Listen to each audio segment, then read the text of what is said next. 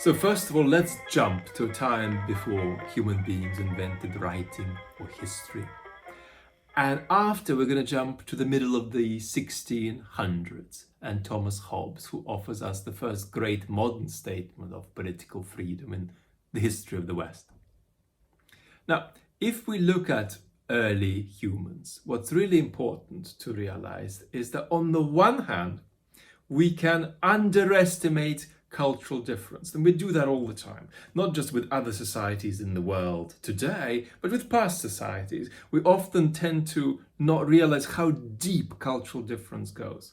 But on the other hand, we also can sometimes be at risk of not appreciating the universal features of human life and the universal features of human nature. And in fact, it's only because there are universal features of human nature that we can even judge how deep cultural difference goes, because these are variations on something that is stably shared in common and expressed in very different ways in different circumstances.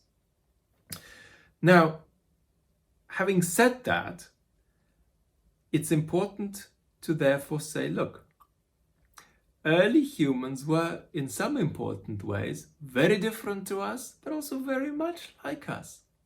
How were they like us? Well, they wanted stuff. They wanted stuff, and sometimes more than wanted stuff. They thought that they should have it. Now, how could they think that? Well, they could think that because human beings don't just have desires, they also have projects, important pursuits that go deeper than just, I want this, and touch on things like this is the right kind of life to lead. Human beings have values. You know, when you are asking for justice or for freedom, you're not just saying, I want this.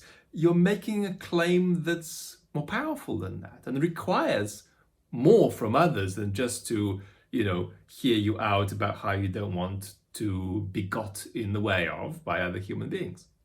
You're actually saying, hey, you owe me something here, or this is something really important you've got to attend to. I'm not just expressing a whim. And so that's all shared by early humans. And when early humans wanted things or felt they should have them, but others got in the way of them having these things, how are they going to feel? Well, they're not going to feel good. They're going to feel, well, this is crap. I don't want you to get in my way. When you do, I feel like I'm going to complain, or I'm going to react violently, or I'm going to feel resentful, or I'm going to think about how I can get around this obstacle you put in front of me.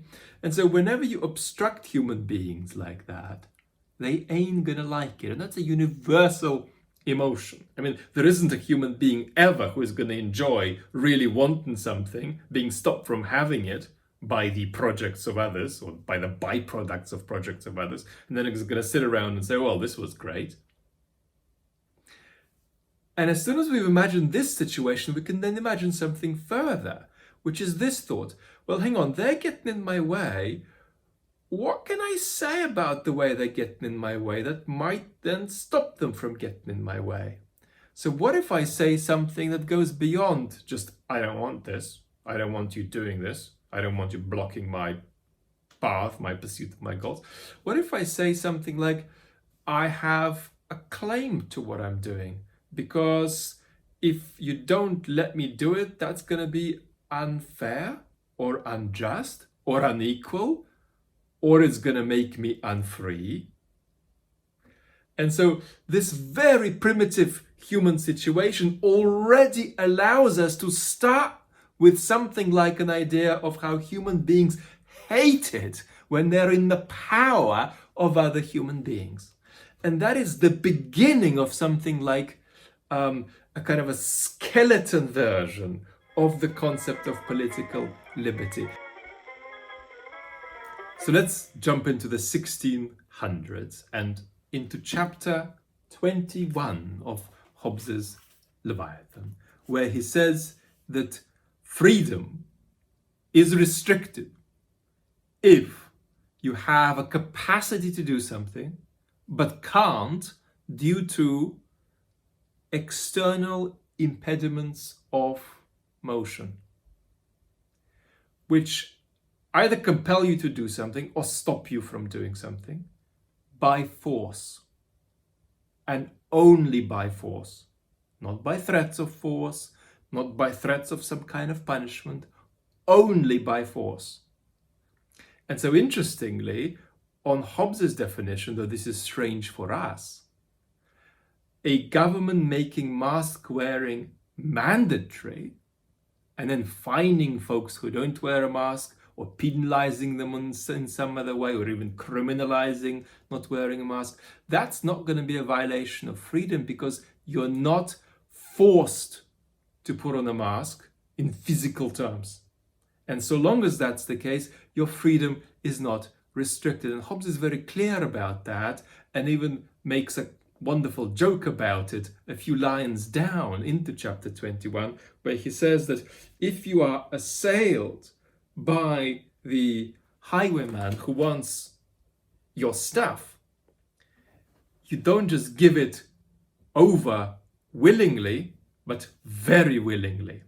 And so Hobbes simply dismisses the idea that anything is going to restrict your freedom unless it's an external agent acting upon you with force, and not threats of force, but force that simply stops you from going on and doing what you want. So to feel a bit better about the concept of freedom we've got, let's move from around 1650 to around 1690 and look at John Locke's two treatises of government. And Locke agrees that an action being made impossible by force is a restriction of freedom.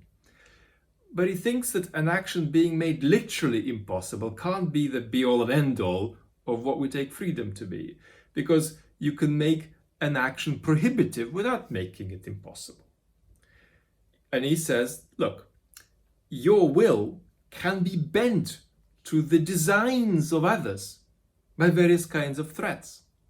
If somebody breaks into your house and at knife point forces you to sign over your estate to them, that's not a free act, even though no violence was done to you. So you can also be unfree if there are going to be significant consequences that you're going to really be forced to want to avoid, for doing something. And now we have in place the concept of coercion. Now, as a matter of fact, Locke fluffs his lines a little bit and suggests that we could incorporate into our definition of what makes you unfree not just threats, but also bribes. And then Jeremy Bentham later comes and helps us out by saying, no, they've got to be threats, and they've got to be threats that are concrete, plausible, immediate, and if that's in place, then clearly your freedom's been restricted. Well, now we've come much closer to a kind of definition of political freedom that we can work with, but actually I still think something is really missing from it. So where we've got up to is that if your government makes it mandatory for you to wear a mask and says, look, if you don't, you're going to be fined, or you're going to go to jail, or you're going to lose certain privileges, or you're going to lose access to certain spaces. Well, now, if these are significant consequences for you, then our cartoonish version of the Lockean and the Benthamite conception of liberty will say, yeah, mandatory mask wearing is a restriction on liberty. But haven't we gone a bit too quickly here, you might say? Because surely there are a lot of people who don't experience wearing a mask as a restriction on their freedom. Just like they don't experience being stopped at the traffic light as a restriction on freedom. They might just think it's something to do with safety, or organizing the society well, or preventing public health crises from escalating too much, and not really a matter of restriction of freedom. Do these people have a point? So let's just reflect on this idea in the abstract, maybe with a little bit of help from a relatively contemporary essay on liberty by Charles Taylor, written in the late 1970s in response to an essay by Isaiah Berlin, delivered as a lecture in 1958, called Two Concepts of Liberty. I'm going to have a separate episode on Isaiah Berlin's paper in the next couple of months on this channel. So watch out for that if you want to get more into the nitty-gritty of how we think about freedom in the contemporary world. But what Charles Taylor says in his 1979 essay is, look, imagine that we think about communist Albania, and imagine that somebody says, well, hang on, Albania has very few traffic lights, and so people are free to just drive wherever they like. And Britain has a lot of traffic lights. On the other hand, Britain has religious freedom, and Albania doesn't. But Charles Taylor says somebody could have a go at arguing that, look, Albania is surely now a freer country than Britain, because only a minority of Brits practice some religion in public places, but all have to negotiate their way through traffic. Those who do practice a religion generally do so one day of the week, while they are all held up at traffic lights every day. And in sheer quantitative terms, the number of acts restricted by traffic lights must be greater than the number of acts restricted by a ban on public religious practice. So therefore, Britain isn't as free as Albania. And Charles Taylor wants to say, well, look, there's something really wrong with this conclusion. And he says the reason is that it's just too trivial. The activity and purposes inhibited here aren't really significant. It's not just a matter of our having made a trade-off and considered that a small loss of liberty was worth having fewer traffic accidents or less danger for the children. He rather says, look, here we're reluctant to speak of a loss of liberty at all. What we feel are just, trade-offs between convenience and safety. It is just not about liberty at all. And he says that, freedom can't just be seen as the absence of external obstacles. It's got to be seen as the absence of external obstacles to significant action, not just to random stuff you might desire to do that really has no special importance. And unless you make that distinction, Charles Taylor says you don't really understand how a concept of liberty in society works. And now we have got something really, really interesting. The argument might go something like this. Well, hang on.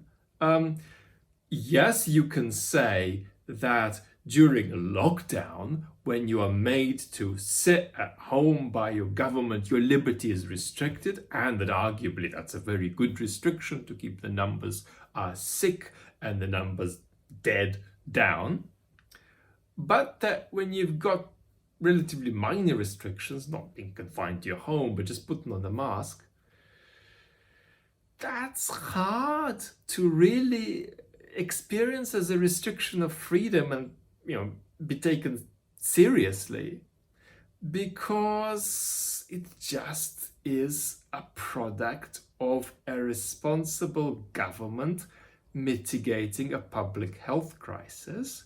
And indeed, if it didn't ask you to wear masks, you might more readily end up back in lockdown, and that'll restrict your freedom even more, which just shows that mask wearing being mandated by your government is just about public safety and pandemic management, and it's not really a restriction of your freedom at all.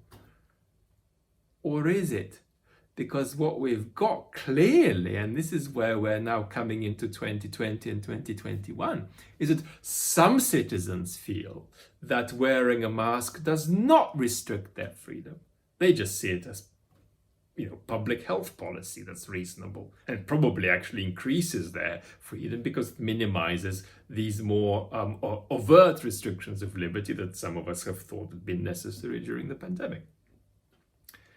However, we do have people here in Britain, not as many as there are in the United States, but we do have some here who feel that the mask wearing, if it's compulsory, does restrict freedom. So how do we begin to arbitrate this? Let's say a little bit more about this now. So how do we balance this? How do we balance the temptation to say that, yes, we've got to make a distinction between what a citizen wants and what she reasonably or appropriately wants? But on the other hand, we do want to be careful with this idea, and we want to stop a million miles short of something like the Rousseauian paradox of allowing for the possibility of forcing citizens to be free. So here's how I would balance this. And this is my perspective. It's the perspective I argued for when I was doing my PhD on this topic 10, 15 years ago. It's a perspective that's similar, but not identical to the views of Isaiah Berlin. And I say that because it's actually hard to pin down Berlin's views precisely. Partly because they've been a little distorted by the secondary literature on him, partly because he himself often misrepresented what he thought about political freedom. And to clear all of that up, we are going to have a separate episode on Berlin's famous lecture, Two Concepts of Liberty, on this channel sometime in the next couple of months. But Berlin aside, how do we balance this thing? And I think we balance it like this. We allow for this idea of what a citizen reasonably or appropriately wants, but keep it to the barest minimum. So if we've got a citizen who says, look, I'm an anarchist, and the very existence of any state or state-like political authority creates unfreedom for me, and anything a state does makes me unfree. When a citizen claims this, and in claiming this presumably doesn't recognize themselves as a citizen, we have to say, I'm sorry, you're probably talking about something that's, your capacity for action, because surely a state, will restrict your capacity for action. You can't go past the red light, you can't suddenly move into your neighbor's apartment. But these are not restrictions on the political value of liberty. They're restrictions on your capacity. And the reason they aren't restrictions on your political freedom is because you can't imagine any society existing without restrictions of that kind. So this is a very minimal introduction of the idea of what a citizen appropriately or reasonably wants. But we've got to keep this sense of what's reasonable or appropriate down to the barest minimum, in my opinion. And so the way this would translate into the mask debate is like this. There'd clearly be some citizens for whom the issue wouldn't arise. In other words, me, maybe you as well, but maybe not. But I think that wearing a mask does not restrict my liberty. I just don't experience it as a restriction on liberty any more than I experience the state giving me free medical care as a restriction on my liberty, any more than I experience the state forcing me to stop at the red traffic light as a restriction on my liberty. And so to this extent, I agree with Charles Taylor's point. But it's very important that there are other citizens who do feel that wearing a mask restricts their freedom. There are quite a few of those in the UK and many more in the United States. So what do we say to them and what do we think about them? Here is my suggestion. If a citizen feels that their freedom is restricted by the mandatory requirement to wear masks, then actually their freedom is restricted so long as they meet several criteria. So long as their position on this is steady, so long as it's something that they feel today but also thought 2 months ago and are going to think, next week. So this is not just a dispositional state, this is a clear belief they have. So there is a steadiness there. There is an honesty or a sincerity there. In other words, they aren't bullshitting and they've passed a lie detector test on this commitment. And thirdly, so long as their position is not based on significant factual errors. So if they think that wearing a mask will kill you, well, we might have a problem there. We might have difficulty taking their views seriously, and to that extent we might challenge their position that their freedom has been restricted. But if they're not making grotesque factual errors, if they're honest and sincere, and if their position is steady, then I think we should be open to admit that their freedom has indeed been restricted. We should then point out to them that the restriction on their freedom is very minor and it's necessary. And so this is not a question of being for or against masks. I'm very much pro-mask, and I'm not even entering these culture wars. To conclude, what's really important about what we've put on the table is that we're not just constructing a political value, we're also talking about how to talk to citizens when they've lost. Now, one way to talk to them is to say, look, you didn't get what you wanted, and we're sorry about that. But another way is to say, it's not just that you didn't get what you wanted, it's also that you should really wise up, because you think that, this restriction that we've put on you is actually a restriction on your freedom, but actually it isn't. And if only you thought about it properly, you'd realize that you're a bit foolish and that it doesn't restrict your freedom at all. And what I'm saying is that we should be careful about making that second step, and that we should be open to acknowledging to the citizen, if she responsibly holds this position that the mask wearing mandate restricts her freedom, we should be open to acknowledging that it does indeed constitute a restriction on her freedom, but that the restriction is potentially minor and is also definitely outweighed by other considerations, including other considerations in terms of freedom. Not just public health considerations, keeping people from getting sick, keeping the virus from spreading, but also freedom-based considerations, because if folks don't wear masks, we're going to have another lockdown, and that's going to restrict your freedom even more than just wearing a mask. Question of the day. How do you experience being told by your government to wear a mask? Are you like me, you just don't experience it as a restriction on your freedom? Or do you feel that it is a restriction, but a very good one? Or do you feel that it's a restriction and you think it's a wrong one? Tell me where you stand on this in the comments below. Like this video, subscribe to this channel, and keep safe.